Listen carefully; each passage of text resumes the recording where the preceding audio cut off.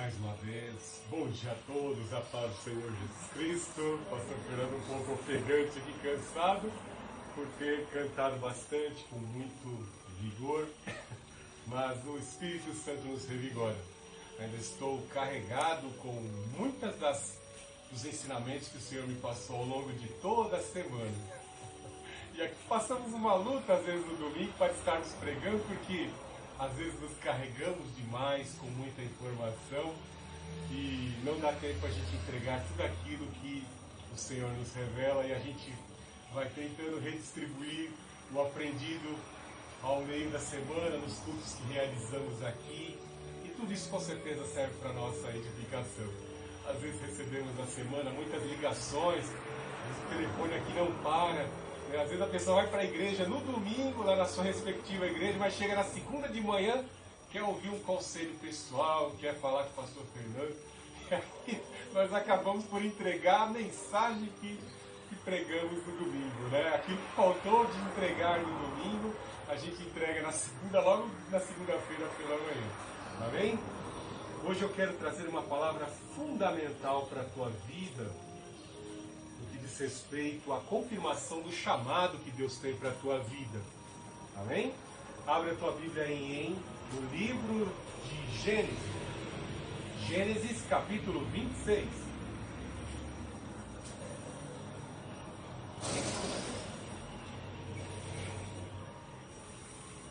Gênesis, o primeiro livro da Bíblia, né? O primeiro livro do Torá, da lei, né?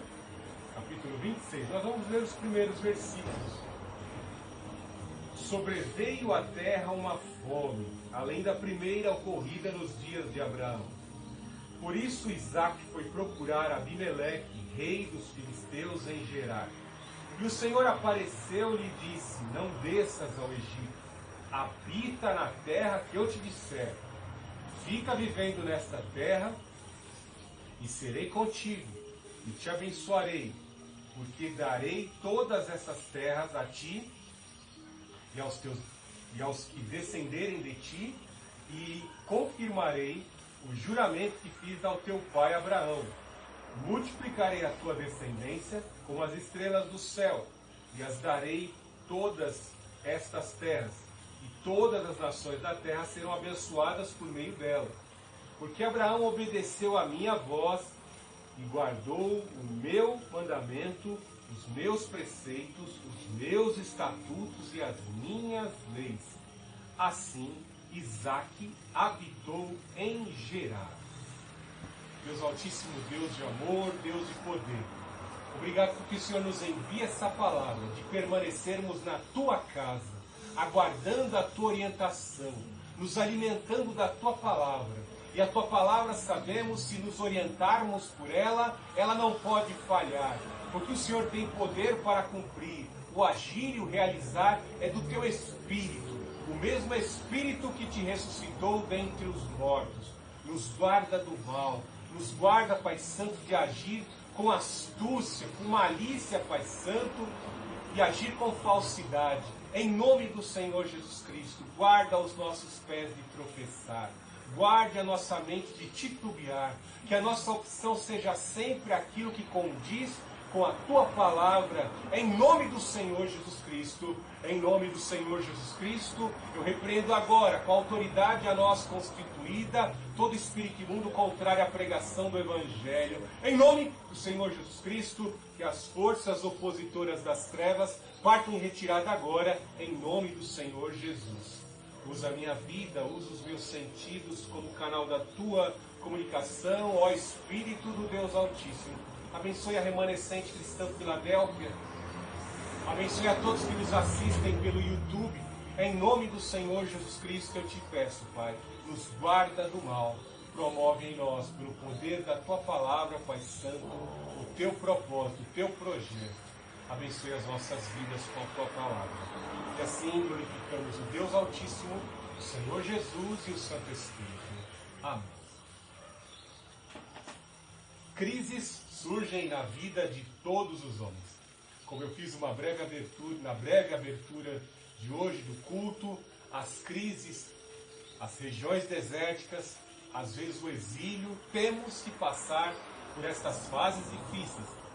Algo de mais impressionante é que quem está do lado de fora vendo aquela outra pessoa, em especial Filho de Deus, tendo que passar pelo deserto, tendo que passar pelo exílio, tendo que passar por fases de provações, de dificuldade, as pessoas ficam ali perplexas. Como fulano vai passar por aquele deserto? Como o fulano vai chegar a outra margem? Quero ver ele escapar do exílio. Quero ver ele escapar da prisão. Algo de maravilhoso é que quando a igreja intercedia por Pedro, clamava por Pedro, naquela noite ali em vigília, suplicando, o anjo foi lá abrir a prisão. É assim que Deus abre portas. Se não tem ninguém para abrir a porta, ele espera os guardas dormirem, ó, vai lá e abre a porta e liberta o servo. Esse é o Deus que servimos. Esse é o Deus que traz à existência aquilo que não existe. Esse é o Deus que multiplica pães. Esse é o Deus que prepara banquete no deserto, onde poucos sobrevivem.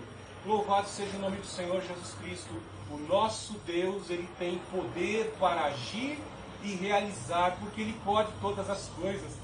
Algo que às vezes eu acho até engraçado, que alguns teólogos, eles ficam tentando coadunar a Bíblia, submeter a Bíblia à vontade da ciência. Né? Interessante, os cientistas idolatram a ciência e ficam lá explicando, zombando de Deus, achando que uma explosão fez tudo surgir, né? Criou a condição da moral, criou a fauna, formou a fauna e a flora, né? E é algo tão terrível, né? Como é que uma pedra pode gerar vida, né? Como é que a matéria pode gerar vida, né? E às vezes o cristão tem tudo o que é necessário para acreditar que Deus criou, uma inteligência superior criou todas as coisas, e o crente fica submetendo o que é verdade às coisas de Deus, né? Disse Deus, haja luz e houve luz.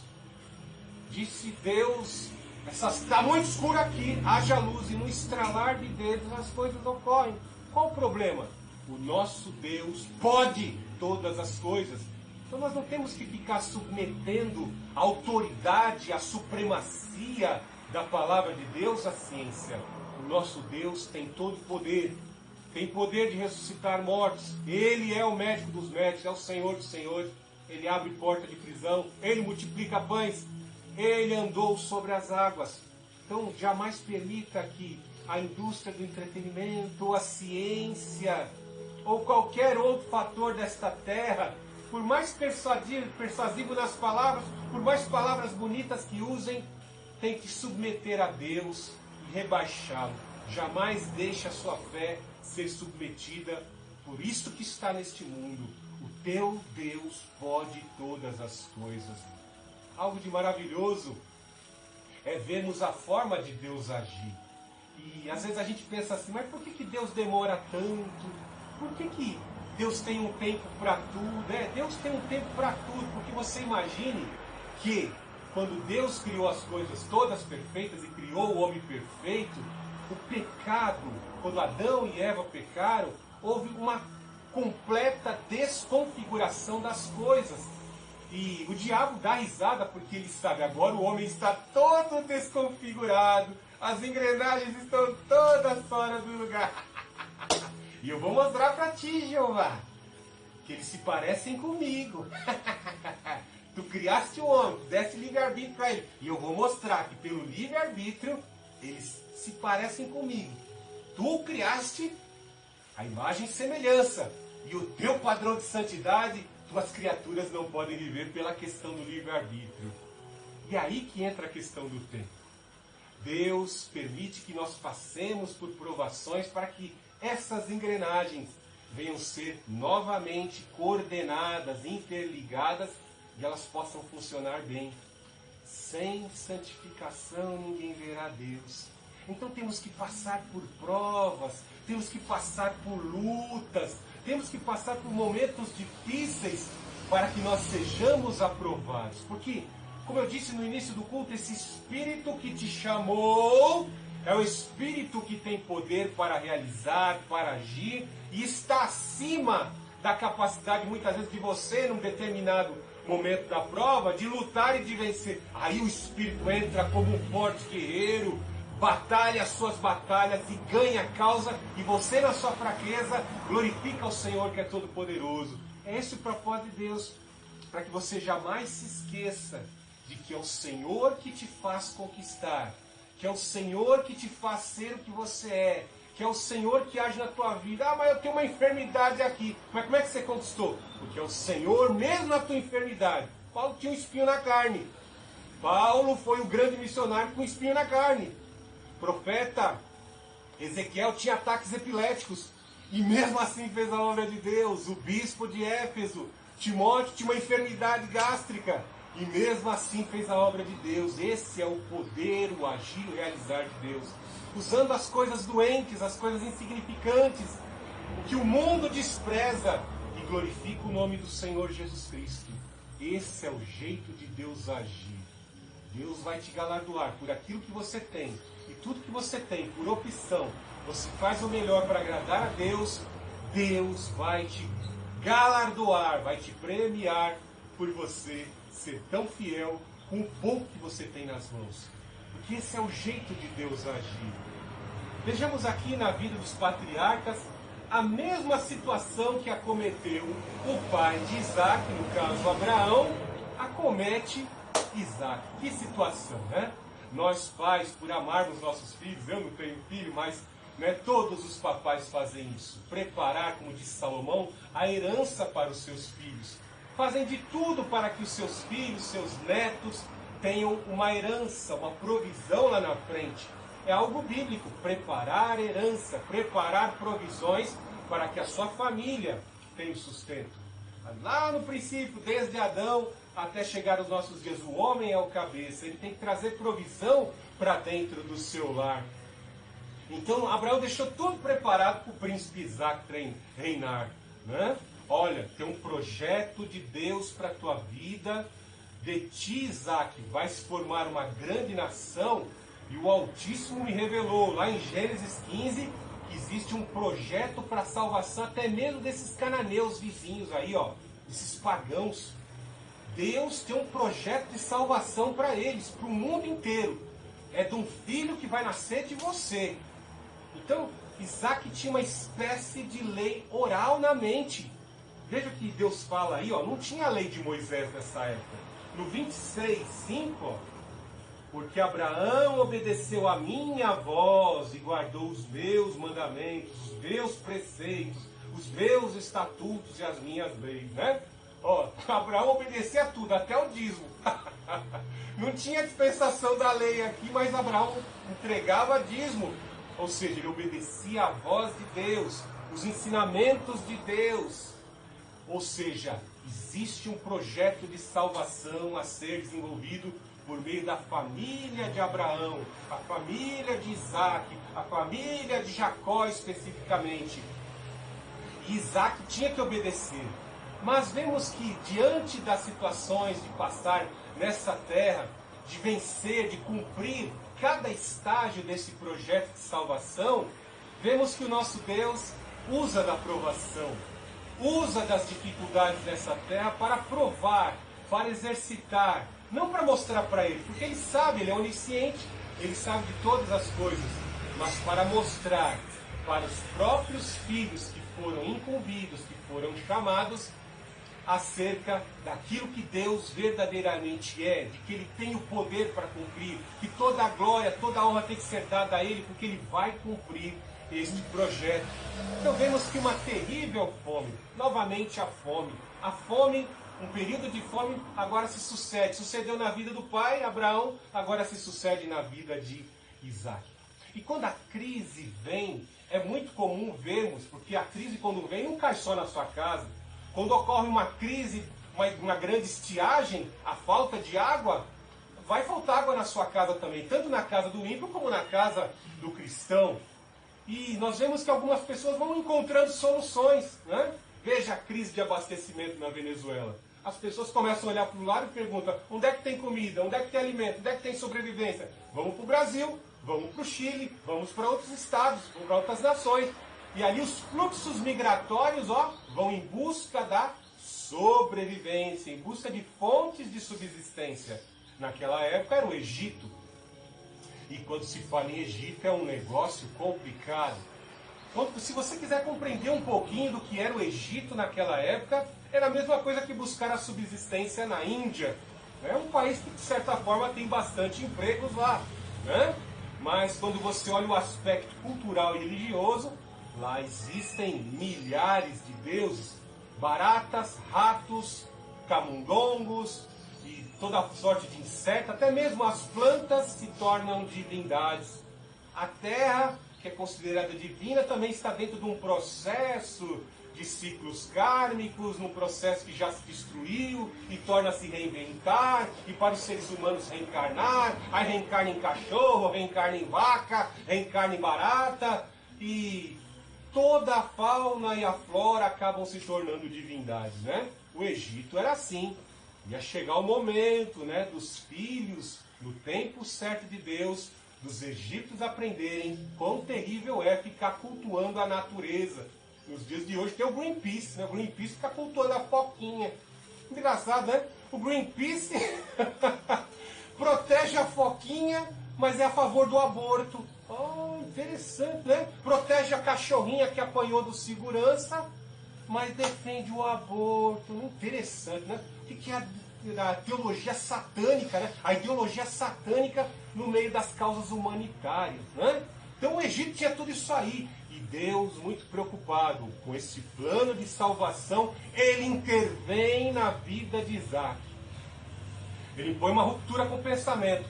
Não desças para o Egito. Deus aparece para Isaac, intervém nessa situação. Não migre para o Egito. O mundo está migrando para o Egito. Não vá para o Egito.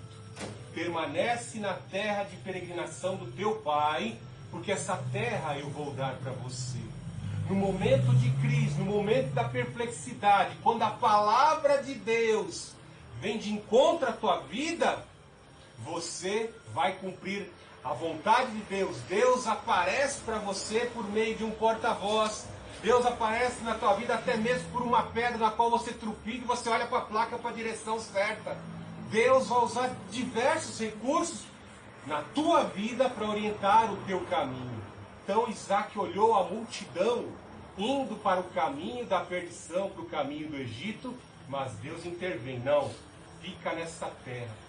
Quando Deus vem de encontro à tua vida, Ele vai fortalecer o teu coração, revelando a mesma palavra. Ó, eu não esqueci do que eu revelei para o teu pai.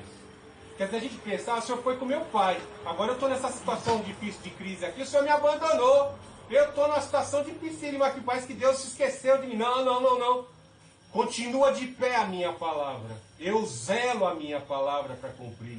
Eu ainda continuo firme no meu pensamento, no meu projeto de salvação da humanidade. A começar pelos da tua casa, pela família, pela grande nação que surgirá de ti, Isaac.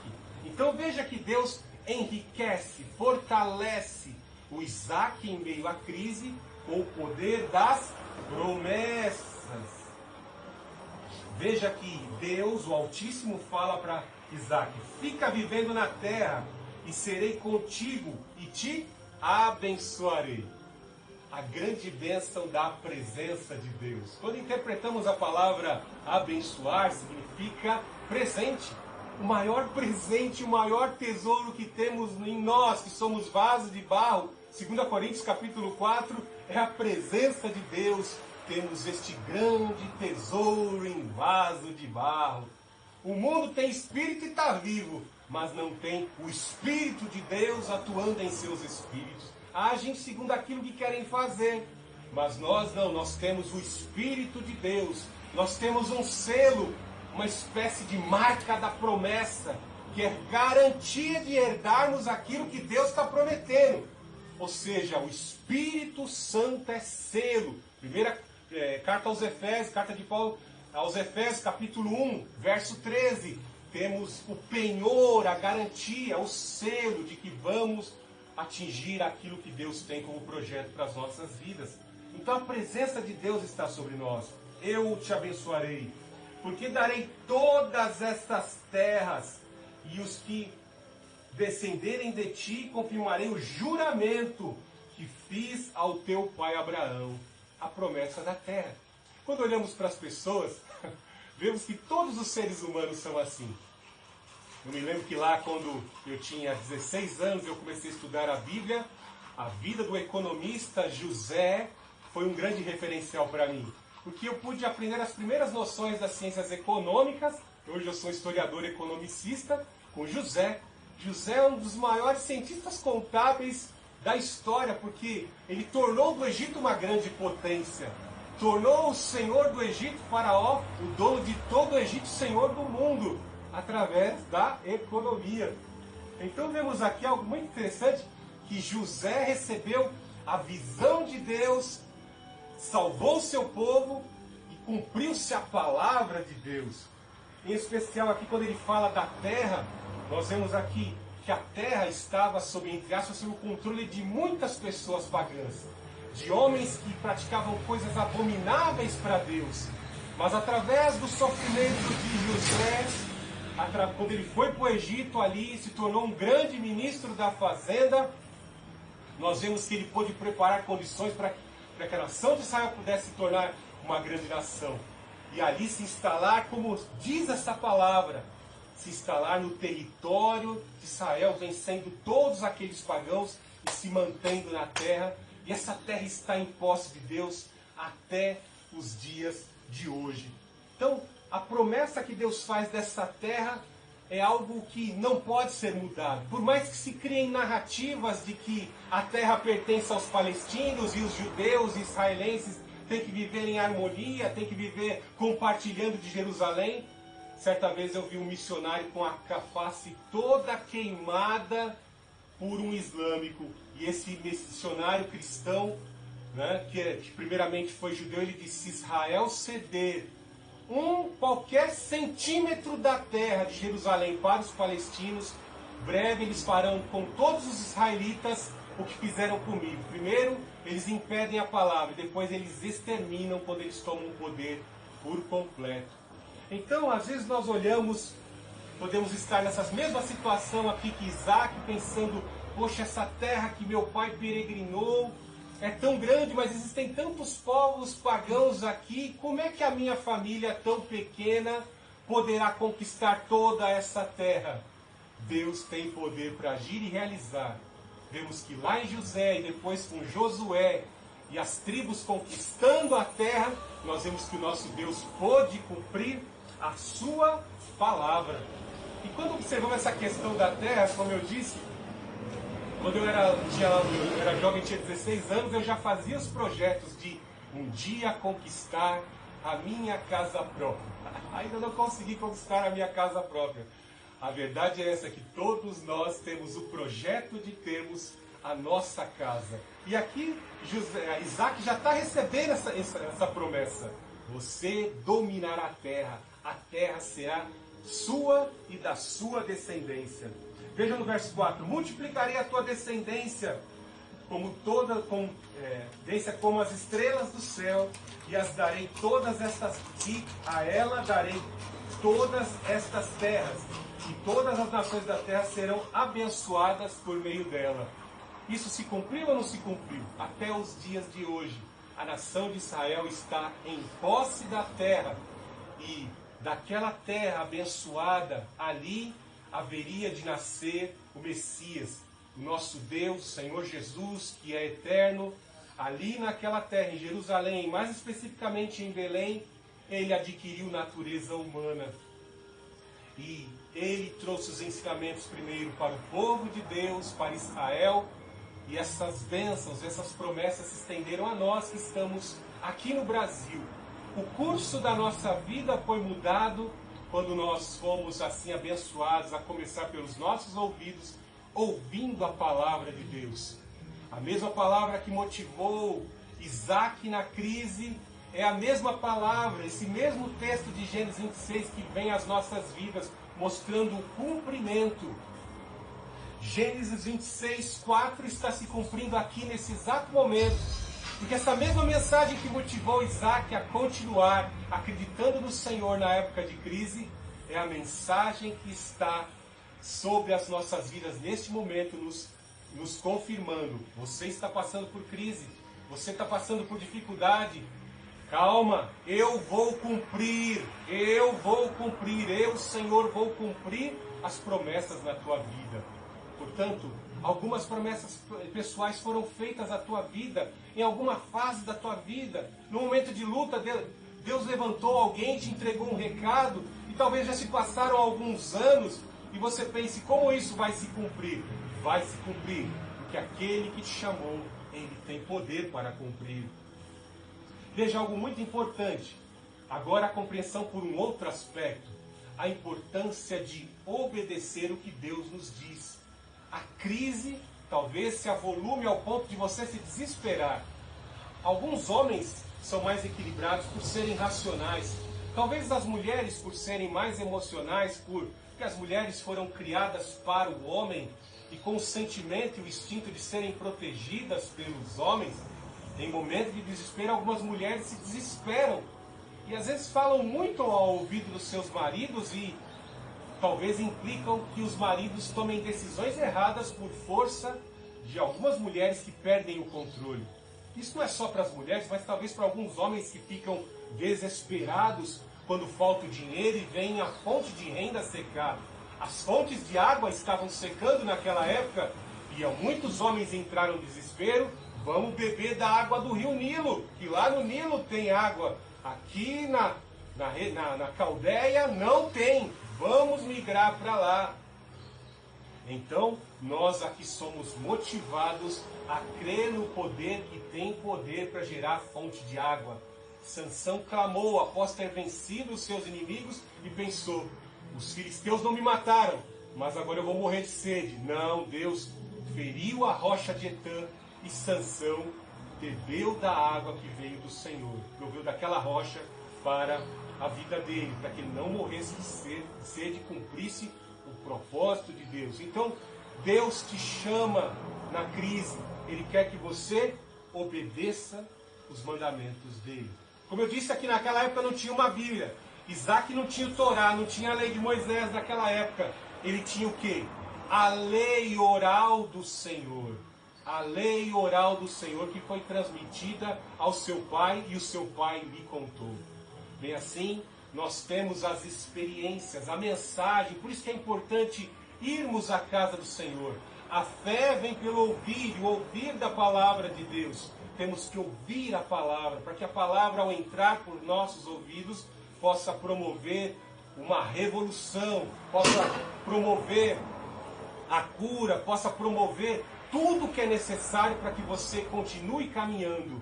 Faz parte da agenda de Deus, faz parte da agenda de Deus. Temos que passar pelo deserto, passar pelas dificuldades, para que o propósito de Deus assim se cumpra. Às vezes pensamos, por que passar por situações tão difíceis? Foi do agrado de Deus que até o seu próprio Filho, que não tem pecado algum, passasse por prova. O escritor de Hebreus é bem claro e nos ajuda a compreender isso, que o Senhor Jesus Cristo aprendeu por aquilo que padeceu. Então o próprio Senhor Jesus Cristo, sendo eterno, sem princípio de dias, sem fim de dias, teve que experimentar da natureza humana para cumprir o propósito de Deus. Ele nunca tinha sofrido, nunca tinha passado pela experiência de ser humano. Mas ali agora na terra, ele tinha que obedecer a palavra de Deus para que o propósito de Deus, que era a grande obra de redenção na cruz do Calvário, pudesse ocorrer. Às vezes você não entende, né? Mas atravessar esse deserto vai promover lá do outro lado, quando você cruzar o deserto, o grande galardão, a grande posição que Deus vai colocar na tua vida. E como é que Deus faz em época de crise? Obedeça a palavra de Deus. Veja que Deus está falando para Isaac, obedeça a minha palavra, obedeça os preceitos que eu ensinei para teu pai. Lembrou? Lembrei. Continua firme nesses preceitos. Anda na minha presença. Eu tenho um propósito, tenho um projeto de salvação da humanidade a ser construída pela tua vida. Eu tenho um projeto de salvação a construir por você que está aí na sua igreja, sentado ouvindo essa mensagem. Eu tenho um projeto através da tua vida. Não perca isso de vista.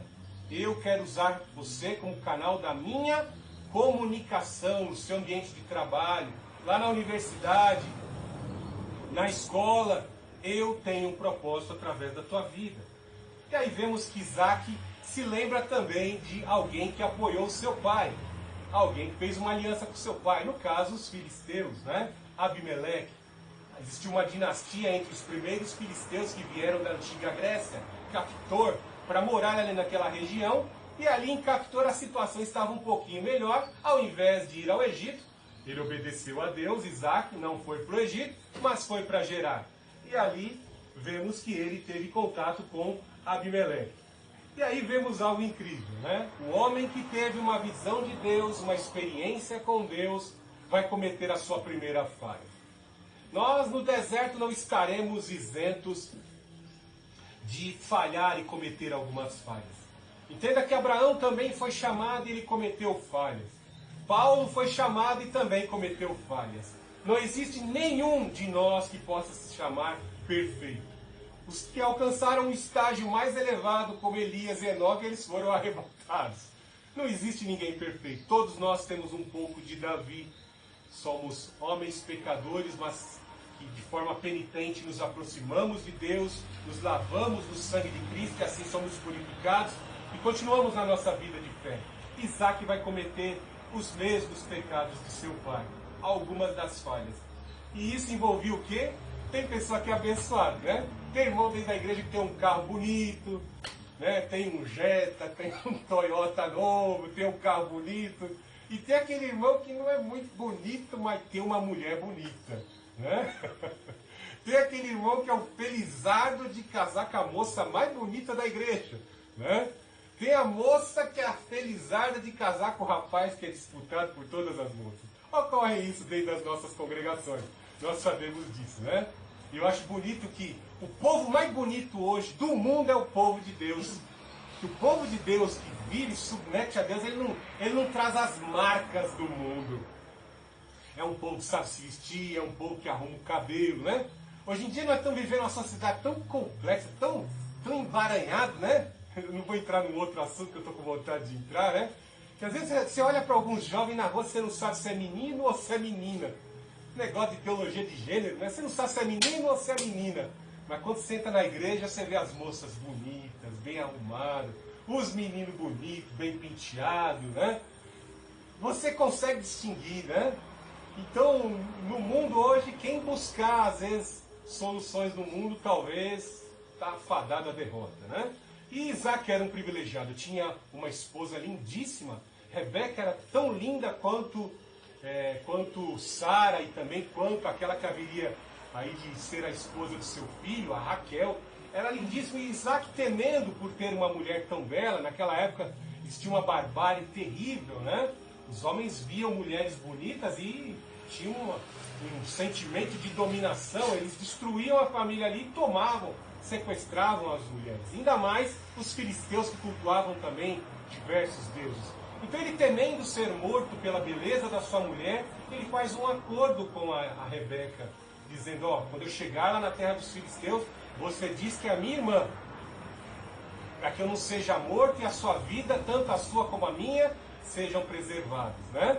Mas a mentira tem pernas curtas, né? Não adianta a pessoa pensar que a mentira vai ser sustentada. Por mais forte que ela tenha, quando ela está sendo pronunciada, ela não vai se sustentar. O que se sustenta, por mais que soframos, é a verdade. Nós falamos a verdade se sustenta. Não tem como derribar a verdade. As mentiras vão cair por terra. Veja que a mentira é como você recebe pela televisão. Aí depois, na outra semana, está lá o telejornal tendo que reproduzir, retirar aquela mentira e fazer uma mistura de uma mentirinha com uma verdade para poder apagar o erro que eles cometeram a semana passada. É muito comum você ver isso na televisão. Então que nós vemos que Isaac está ali acariciando, a sua esposa, e os inimigos cobiçosos, os filisteus invejosos, que sempre foram invejosos das conquistas do povo de Deus.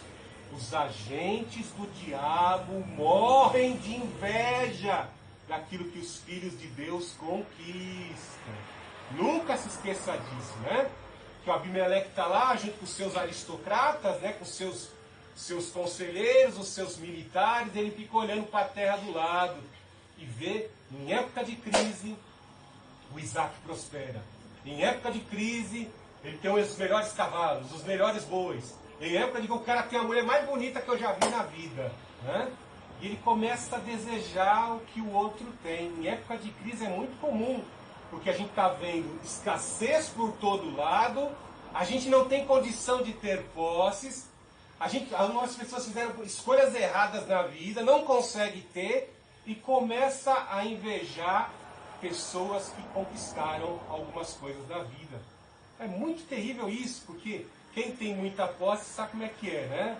Às vezes você é medido, quando você entra na igreja, quando você entra num local, no seu ambiente de trabalho, você é medido pelo carro que você tem, pelas suas roupas, né? Você vai arrumar um monte de adulador, né? Vai ficar um monte de gente te adulando, porque você tem posse. Então ali nós vemos que o Abimeleque era o cara que ficava por trás da janela, de longe, espiando, igualzinho os seus olheiros, que ficavam monitorando toda a terra. E ele olhando ali o Isaac, invejando a beleza do Isaac, invejando a beleza da mulher do Isaac. Que Isaac também era lindíssimo, né? Tanto Isaac quanto Rebeca eram um casal lindíssimo. E ele ficava ali olhando, e de repente ele vê, ó, o Isaac talvez fazendo ali um carinho safado, um carinho mais íntimo na sua esposa. E aí ele percebeu, esse Isaac está com mentira. Esse Isaac aí, aquela ali não é irmã dele não. Esse aí é carinho não é carinho de irmão com a irmã não, isso é carinho de homem, de marido e de mulher. E aí ele chama Abimeleque. É uma situação terrível, porque o terrível é quando os ímpios vêm nos corrigir com algo que está na palavra de Deus. Eles nunca leram a palavra de Deus, não vão para a igreja, mas nos corrigem quanto a algo que é um princípio ético e que está contido na palavra de Deus. Quão terrível é! Não permita isso, meu irmão, por causa de mentirinhas, por causa de palavras mal faladas, por vergonha de dizer que você errou, por vergonha de assumir as suas falhas, você monte uma mentirinha e vai ficar depois a vida inteira tentando sustentar essa mentirinha vai ser pega lá na frente. Os teus pecados, eles vão te encontrar. É melhor que você assuma as suas falhas, as suas fraquezas, porque é bem melhor. Quão terrível é, na época de crise, nós montarmos mentirinhas, porque elas não poderão nos sustentar, elas serão desmontadas. E aqui é algo terrível, que traz um ensinamento para todos nós, né? Confiarmos no Senhor. O Senhor nos chamou na época da fome, na época de crise. Vem, caminha comigo, porque eu vou estar provendo. Caminha comigo na época de crise, porque eu vou cuidar, eu vou zelar, eu vou cumprir o que eu prometi. Veja como Deus cumpre, ó. Por um lado, o Isaac que fez uma mentirinha, né, montou uma mentirinha e foi ali corrigido por Abimeleque. Veja no 26:12. Isaac semeou naquela terra e no mesmo ano colheu 100 vezes mais. E o Senhor o abençoou. O homem engrandeceu-se e foi enriquecendo até que se tornou muito poderoso. Está vendo como Deus cumpre a palavra dele? Nós duvidamos daquele que nos está chamando. Vem, atravessa o deserto. Faz parte do caminho que eu tenho para a tua vida, passar por esse deserto. Faz parte da agenda que eu montei para a tua vida, para te engrandecer. Passar por aqui pelo deserto. Tem nuvem, tem coluna de fogo, tem banquete no deserto, tem as promessas que não podem falhar. Nós temos que caminhar. E aqui nós vemos Deus cumprindo a sua palavra. Está vendo, Isaac? Eu não falei que você ia prosperar. Eu não falei que não ia faltar comida. Eu não falei que ia faltar nada na tua vida, na tua tenda não ia faltar nada. Olha Deus cumprindo a palavra. Isso é um grande exemplo para nós. Confiarmos no Senhor. Todos nós às vezes caímos. Eu digo isso porque eu já caí numa situação como essa. Lendo a palavra, confiando na palavra, mas às vezes nós pecamos não pela mentira, mas buscamos algum atalho.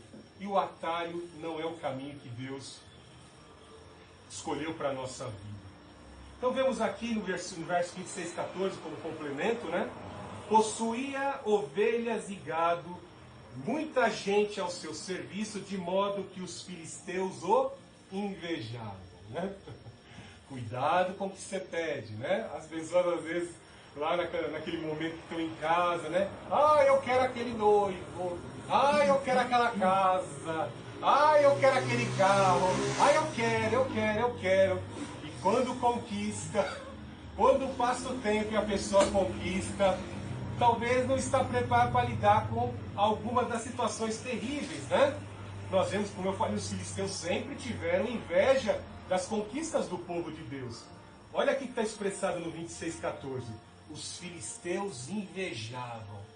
Porque é uma época de crise. Todo mundo está pobre. Todo mundo migrando para o Egito. No ano de crise, o cara tem uma mulher bonita, o gado se multiplica e só tem fartura na casa do cara. Qual é a fonte de renda? Qual é a fonte de lucro? E com certeza, né, os ímpios vão usar o quê? Vão usar os espíritos, vão usar os demônios, vão usar os ídolos. E aí o cara corre, ó meu Deus Dagon, me dá também uma mulher igual. Ó meu Deus Dagon, me dá os boi que ele tem, eu quero mais, eu estou morrendo de inveja, de ciúme. Me dá. E o demônio não dá, porque ele não tem todo o poder. E aí ele fica ali, observando por trás da janela. Qual é a fonte de renda? Qual é a fonte de renda? Né? E ele busca, e aí uma forma, eu acho tão interessante, que Deus está evangelizando Abimeleque. Deus está evangelizando Abimeleque. Ó, Abimeleque, é como se Deus dissesse assim para Abimeleque: Abimeleque, tu é um cara tão invejoso, você sabe por que você não prospera?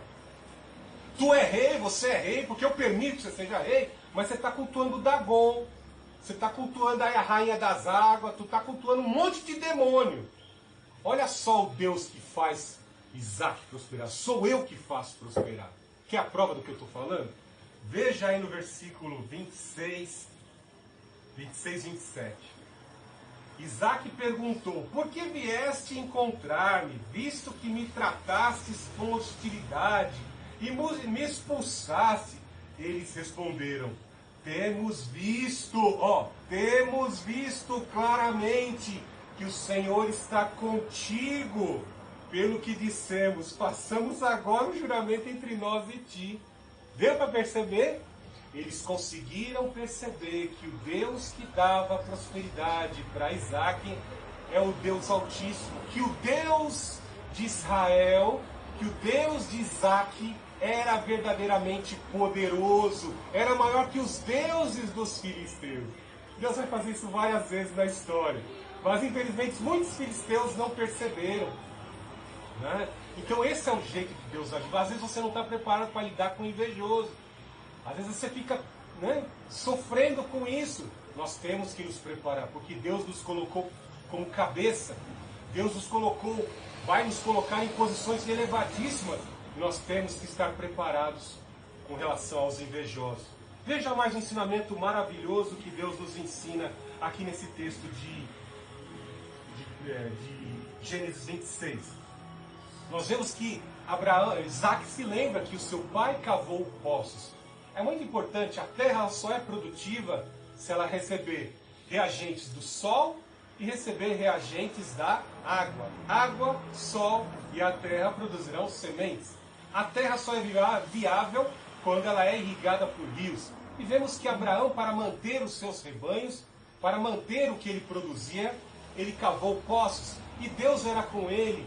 E ele cavou poços e pôde manter toda a sua propriedade, manter os seus servos, manter a sua casa. Então Isaac se lembra: meu pai cavou poços e prosperou, eu também vou cavar poços.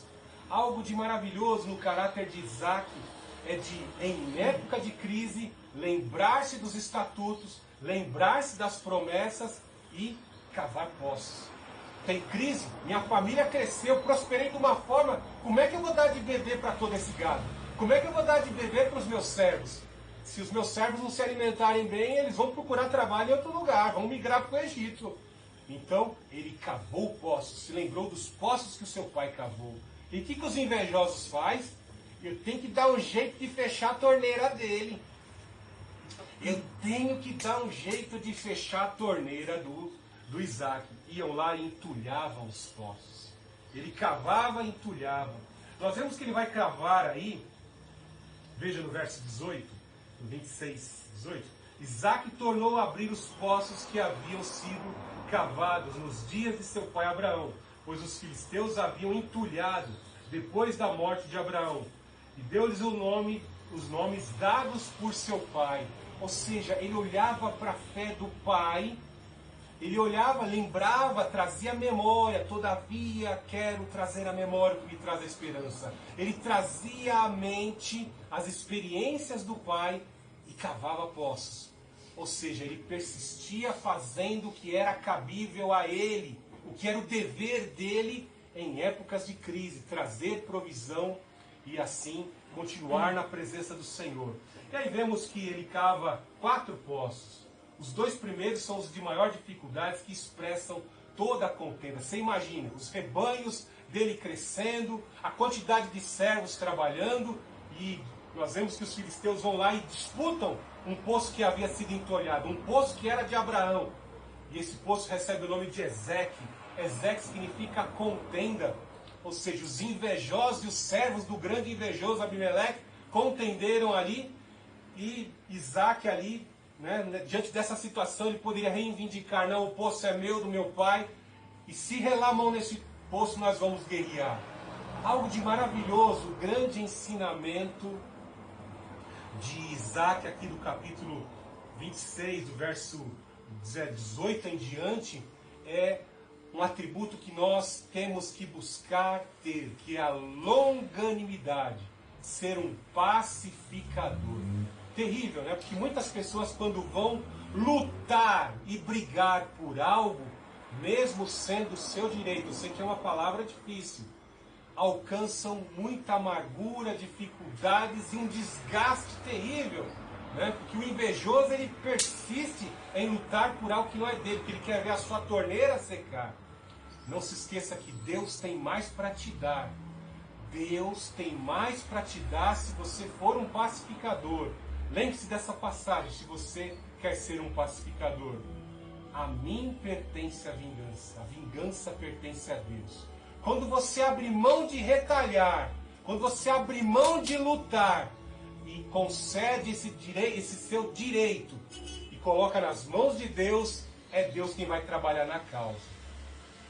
É Deus quem vai atuar sobre a vida dessas pessoas que querem roubar o que é teu, roubar o teu direito.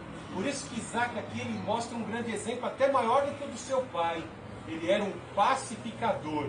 E por ser pacificador, nós vamos ver que ele vai ser reconhecido. No verso 28 que nós lemos, 26, 28. Os inimigos vão reconhecer. Você é um homem grande, você é poderoso, você é riquíssimo, você é reconhecido porque você é um pacificador. Vamos fazer uma aliança. Então nós vemos que o primeiro poço causou contenda. Veja que o outro poço vem expressar algo mais terrível, que era o sentimento dos invejosos. Sitna, o outro poço que foi ali, sofreu contenda, que havia sido entulhado, era o Sitna, que significa ódio. E aí nós vemos que no terceiro poço, Deus faz uma demonstração de como ele pode fazer. Isaac, como você é um pacificador, eu vou expandir você. O terceiro poço, que também houve uma contenda, recebeu o nome de expansão.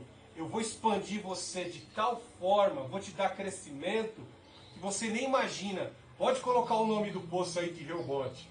Veja aí no verso 22. Isaac partiu dali e cavou ainda outro poço. Veja que ele sai da região.